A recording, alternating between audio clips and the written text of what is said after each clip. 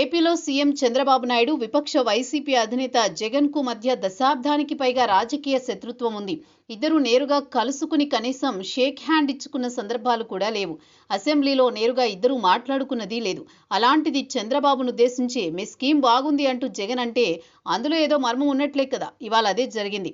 రాష్ట్రంలో తాజాగా పేదలకు కట్టించిన 3 లక్షల ఇళ్లను చంద్రబాబు సర్కార్ ప్రారంభించింది. తాము 3 లక్షల ఇళ్లు కట్టించామని, 2029 నాటికి ఇల్లు లేని పేదలే ఉండరంటూ చంద్రబాబు, మంత్రులు చెప్పుకున్నారు. అయితే తాము నిర్మించిన ఇల్లు ఇప్పుడు ప్రారంభించి ఆ క్రెడిట్ చోరీ చేయడం ఏంటని జగన్ ఇవాళ ప్రశ్నించారు. ఏ మేరకు ఓ ట్వీట్ చేశారు. చంద్రబాబు గారు, మీ కథ, స్క్రీన్ ప్లే, దర్శకత్వం విజయవంతంగా నడుస్తున్న క్రెడిట్ చోరీ స్కీమ్ చాలా బాగుంది. జగన్ సెటైర్లు వేశారు.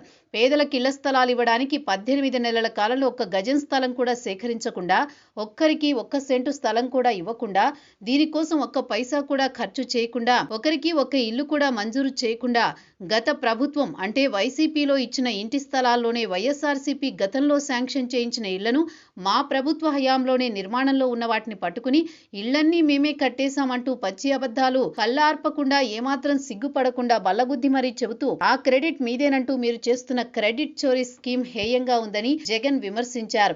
ఇతరుల కష్టాన్ని తన గొప్పతనంగా చెప్పుకునేవాడు నాయకుడు కాదు, నాటకాల రాయుడు అంటారన్నారు. మీరు ప్రారంభించారని చెప్పుకుంటున్న 3,92,00,000 ఇళ్లలో 1 ఇంటి పట్టా కూడా మీరు ఇవ్వలేదు. 1 ఇల్లు కూడా మంజూరు చేయించలేదు.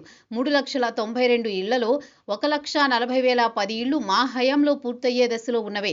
మరో 87,380 ఇళ్లు స్లాబ్ లెవెల్ వరకు మా హయాంలో కట్టించినవే.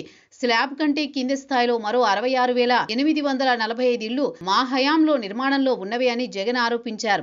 ఇవి కాక అక్టోబర్ 12, 2023న ఒకేసారి 7,43,396 ఇళ్లలో ఒకే రోజు గృహ ప్రవేశాలతో మా ప్రభుత్వం చరిత్ర సృష్టించింది. ఇన్ని వాస్తవాలు కళ్ల ముందున్న అసలు వైఎస్ఆర్సీపీ ప్రభుత్వం ఏమీ చేయనట్టుగా, మీరే అన్నీ చేసినట్టుగా పచ్చి అబద్ధాలు ప్రచారం చేస్తున్న మీ స్కీమ్ చాలా హేయమన్నారు.